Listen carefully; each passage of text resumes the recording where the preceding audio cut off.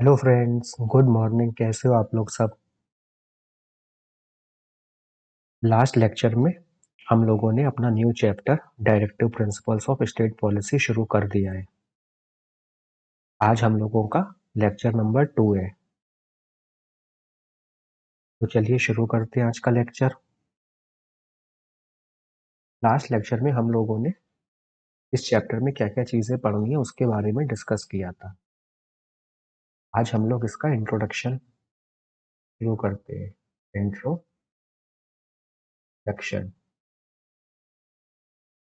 Introduction directive principles of state policy को हम लोग शॉर्ट में डीपीएसपी कहा करेंगे। Directive principles of state policy, DPSP.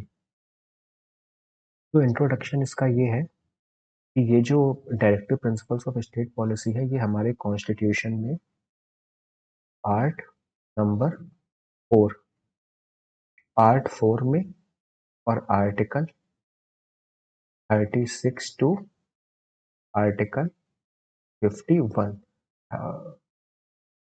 ये जो है directive principles of state policy से डील करते हैं। पार्ट 4 आर्टिकल 36 टू 51, जैसे 36, 37, 38, 39, 40 टिल आर्टिकल 51 तक। और directive principles of state policy जो है ये हम लोगों ने आयरिश कॉन्स्टिट्यूशन से बोरो की है। Borrowed from borrowed from the Irish constitution.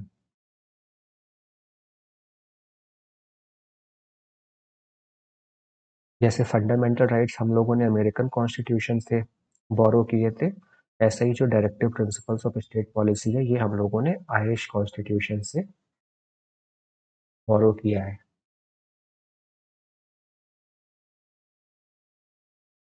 Directive principles of state policy, DPSP and plus fundamental rights, इनको फिलोसफी ऑफ द कॉन्स्टिट्यूशन भी कहते हैं। Directive principles along with fundamental rights contain the philosophy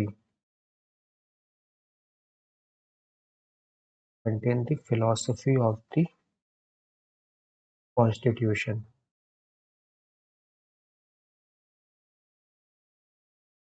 Directive principles and fundamental rights contain the philosophy of the constitution.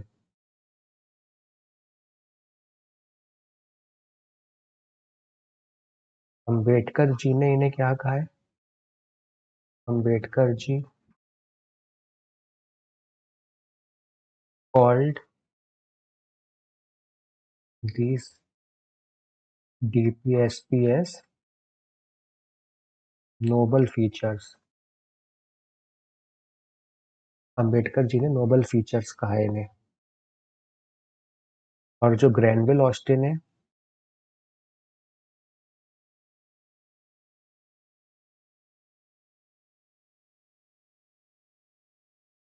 उन्होंने इसे क्या कहा है?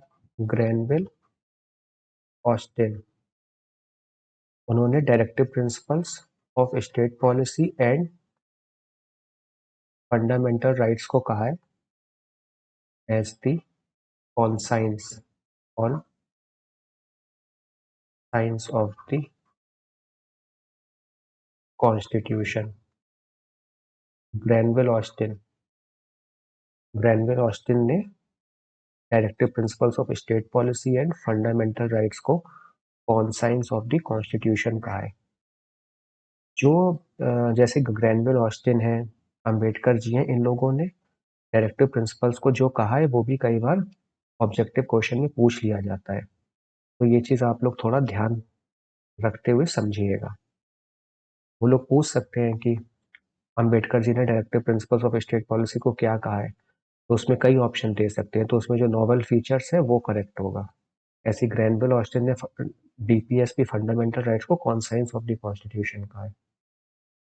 And DPSP and fundamental rights contain the philosophy of the constitution.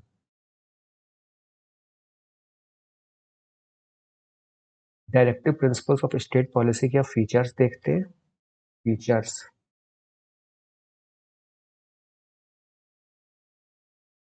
Features है, these are the ideals that states should keep in mind while formulating policies and enacting laws।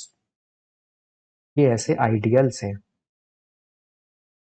जब government अपनी कोई policy या लॉ बनाएगी तो directive वो कोशिश करेगी कि वो लॉ जो है वो directive principles of state policy को फॉलो कर रहा हो, directive principles of state policy को इम्प्लीमेंट कर रहा हो।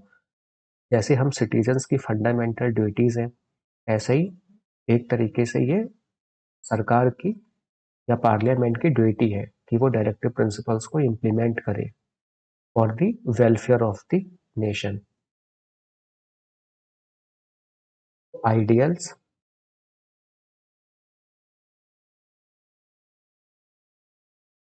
Ideals that the state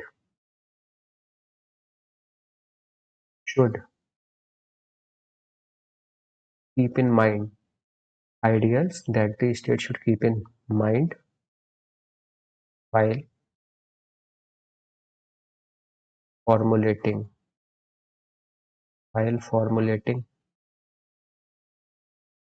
policies and enacting laws।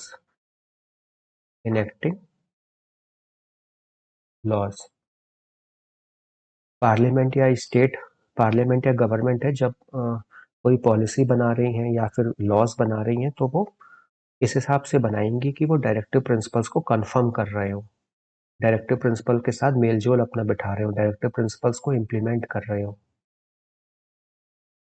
Next जो है वो है हम लोगों का feature constitutional instructions recommendations to the state in legislative executive administrative matter. These directive principles are the DPSP। Directive principles are the constitutional instructions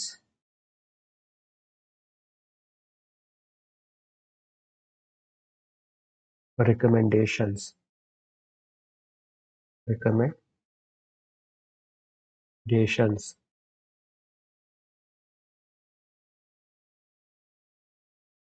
to the state, या फिर हम गवर्नमेंट भी कह सकते हैं, टू द स्टेट और government in legislative executive and administrative matters. DPSP are the constitutional instruction recommendations to the government in legislative, executive and administrative matters।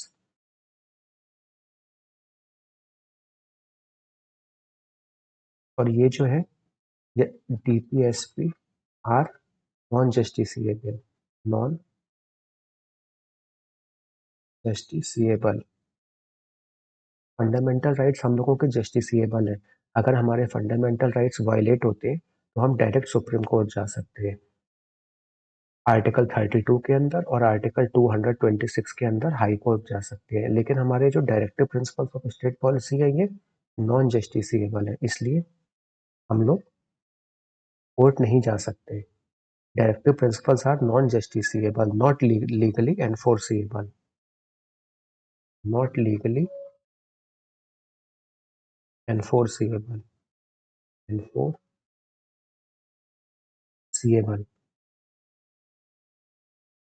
by the courts।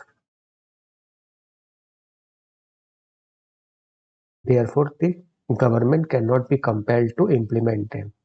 Therefore, the government cannot be compelled to implement them। Directive principles are non-justiciable, not legally enforceable by the courts for their violation। Therefore, the government cannot be compelled to implement them। These principles are fundamental in the governance of the country. These are fundamental in the governance. These principles are fundamental in the governance of the country.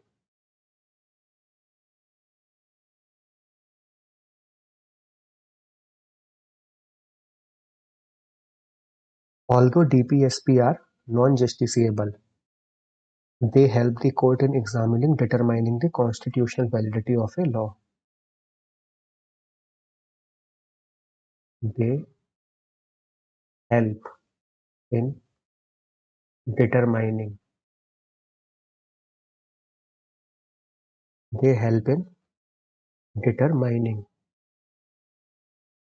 They help in determining the constitutional. They help in determining the constitutional validity of a law.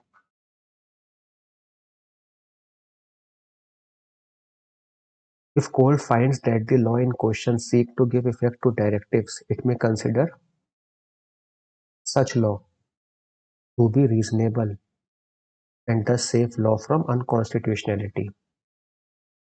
तो देखिए, अगर कोई law बनाए और वो अगर court देखती है कि वो लॉ किसी डायरेक्टिव प्रिंसिपल को इम्प्लीमेंट करने के लिए बनाए या वो लॉ कोई डायरेक्टिव प्रिंसिपल इम्प्लीमेंट कर रहा है, तो कोर्ट उसकी कॉन्स्टिट्यूशनल वैलिडिटी को मेंटेन रख सकती है, उसे नल एंड वॉइड घोषित नहीं कर सकती। तो इसीलिए they help in determining the constitutional validity of a law.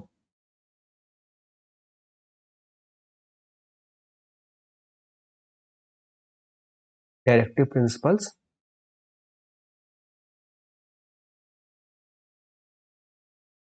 they embody the concept of welfare state. Welfare state वो होती है जो पॉलिसीज या फिर लॉज जो है वो सिटीजन पीपल्स की भलाई के लिए बनाती है।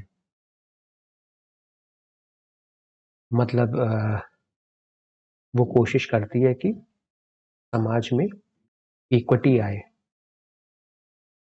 हर एक को इक्वल स्टेटस अपॉर्चुनिटी मिले। इसीलिए अमीरों पे ज़्यादा टैक्स लगाया जाता है, क्योंकि उनसे जो टैक्स लगाया जाता है, उनके टैक्स के जो रेवेन्यूज होते हैं, उससे वो जो वीकर सेक्शन ऑफ सोसाइटी है, जैसे SC ST, वुमेन्स, चिल्ड्रंस, इन सब की भलाई के लिए उस पैसे को यूज करती है। तो जो ज़्यादा रिच है उनसे ज़्यादा टैक्स लिया जाता है, और जो लोग मीडियम है उनसे मीडियम वे में टैक्स लिया जाता है। तो ये प्रोग्रेसिव टैक्स सिस्टम भी कहलाता है, जो आप इकोनॉमिक्स में पढ़ेंगे। तो ये वेलफेयर स्टेट का कॉन्सेप्ट है कि गवर्नमेंट जो है, स्टेट गवर्नमेंट, पार्लियामेंट, ये सब सिटीजन्स की भलाई के लिए पॉलिसीज लॉज बनाएंगी। और directive principles seek to establish social economic democracy. Welfare state का कॉन्सेप्ट है, तो इसीलिए ये सोशल एंड इकोनॉमिक डेमोक्रेसी को स्टेब्लिश करेंगे। Social and economic democracy. देखिए, जो फंडामेंटल राइट्स हैं वो हम लोगों के मेनली जो है फंडामेंटल राइट्स वो पर्टिकुलर इंडिविजुअल या सिटीजन से डील करते हैं, लेकिन जो directive principles of state policy है वो generally as a whole society से डील करती है। और डायरेक्टिव प्रिंसिपल्स ज़्यादातर हम लोगों के पॉलिटिकल राइट्स के बारे में बात करते हैं, लेकिन फंडामेंटल राइट्स, जो हम लोगों के फंडामेंटल राइट्स हैं वो ज़्यादातर हम लोगों के फंडामेंटल राइट्स पॉलिटिकल डेमोक्रेसी की बात करते हैं, पॉलिटिकल राइट्स की बात करते हैं। लेकिन जो हमारे directive principles of state policy है, ये सोशल इकोनॉमिक डेमोक्रेसी की बात करते हैं कि समाज में इक्विटी लानी है, सोशल डेमोक्रेसी, सोशलिज्म की बात, एंड इकोनॉमिक डेमोक्रेसी, जो अमीर और गरीब के बीच में जो डिफरेंस है उसको कम करना। इक्वेलिटी एंड इक्विटी की बात करते हैं, social and economic democracy.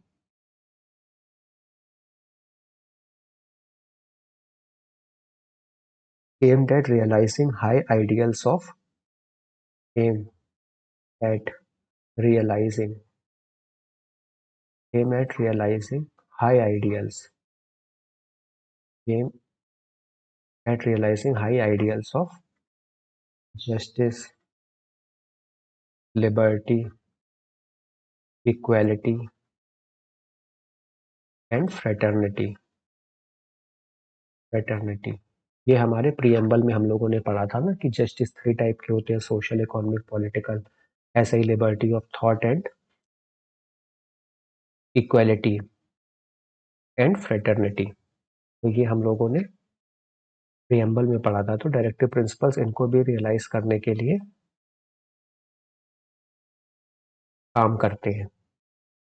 They seek to aimed at realizing high ideals of justice, liberty, equality, fraternity।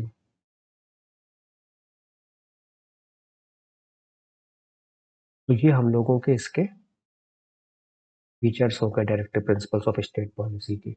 Features में क्या है? Directive principles of state policy, these are the ideals that the state should keep in mind while formulating policies and enacting laws. एक तरीके से जैसे citizens की fundamental duties होती हैं, ऐसे ही ये स्टेट की ड्यूटीज है, जो स्टेट को प्रिंसिपल फॉलो करने, लॉज बनाने में। कॉन्स्टिट्यूशन ने एक तरीके से ये स्टेट को ड्यूटीज दी है, गवर्नमेंट को ड्यूटी दी है, पार्लियामेंट को ड्यूटी दी है कि वो ऐसे पॉलिसीज, लॉज बनाए जिनसे directive principles of state policy को कंफर्म करे या इम्प्लीमेंट करे। Ideas that the state should keep in mind while formulating policies and enacting laws. DPSP are the constitutional instruction recommendations to the state and government in legislative, executive, administrative matters. These are non-justiciable. तो इसीलिए इनके violation पे हम लोग court नहीं जा सकते। Not legally enforceable by the court for violation. These are fundamental in the governance of the country. They help in determining the constitutional validity of a law. अगर कोई लॉ है और वो directive principle of state policy को implement कर रहा है, तो जो कोर्ट है वो उसको अनकॉन्स्टिट्यूशनल घोषित नहीं करेगा, वो उसको वैलिड घोषित कर सकता है। और ये directive principles of state policy welfare state की बात करते हैं, सोशल एंड इकोनॉमिक डेमोक्रेसी को इस्टेब्लिश करने की बात करते हैं, and aim at realizing the high ideals of justice, liberty, equality and fraternity, जो हम लोगों के प्रीएम्बल में इनके बारे में बताया गया है। नेक्स्ट जो है वो हम लोग directive principles of state policy classification देखते हैं। Classification classification classification of DPSP. देखिए हमारे कॉन्स्टिट्यूशन में तो कोई क्लासिफिकेशन नहीं कर रखा है, लेकिन बाद में जो लोग हैं उन्होंने directive principles of state policy को उनके सब्जेक्ट मैटर के हिसाब से 3 पार्ट्स में बांटा है। एक तो है socialistic directives, socialistic socialistic DPSP. दूसरा जो है वो है गांधीयन गांधीयन डीपीएसपी। एंड जो तीसरा है वो है liberal liberal intellectual liberal intellectual DPSP. ये 3 टाइप से जो कॉन्स्टिट्यूशनल एक्सपर्ट्स हैं, जो ल्यूमिनरीज हैं कॉन्स्टिट्यूशन के, उन लोगों ने सब्जेक्ट मैटर के हिसाब से डायरेक्टिव प्रिंसिपल्स को 3 पार्ट में डिवाइड करा है। सोशलिस्टिक डायरेक्टिव्स जो सोशलिज्म को एस्टेब्लिश करने की बात करते हैं, Gandhian directive principles of state policy जो गांधी जी के आइडियल्स थे, जो गांधी जी ने, जो हम लोगों का फ्रीडम मूवमेंट है उसमें जो चीज़ें बोली हैं, गांधी जी के आइडियल्स हैं, उनको इम्प्लीमेंट करने की बात करते हैं। और जो लिबरल इंटेलेक्चुअल्स हैं वो लिबर्टी, लिबरलिज्म, फ्रीडम, इनकी बात करते हैं। तो चलिए दोस्तों, ठीक है, आज के लेक्चर में यहीं तक रखते हैं। नेक्स्ट लेक्चर में हम लोग ये जो डायरेक्टिव प्रिंसिपल्स हैं, socialistic directive principles, Gandhian directive principles and liberal intellectual directive principles, इन सबको डिटेल में समझेंगे और इनके क्या क्या आर्टिकल्स हैं, उन आर्टिकल्स में क्या सब्जेक्ट मैटर है, उनके बारे में डिटेल में बात करेंगे। आज के लेक्चर को यही समाप्त करते हैं। आप लोगों का कोई भी डाउट हो तो आप मुझे कमेंट सेक्शन में पूछ सकते हैं, और आप लोग ऐसे ही अपना लव कोऑपरेशन बनाए रखिए। और आप लोगों के कोई भी सजेशन फीडबैक है तो वो भी आप मुझे कमेंट सेक्शन में बता सकते हैं। ठीक है, आप लोग भी अपना ध्यान रखिए। Okay, thank you.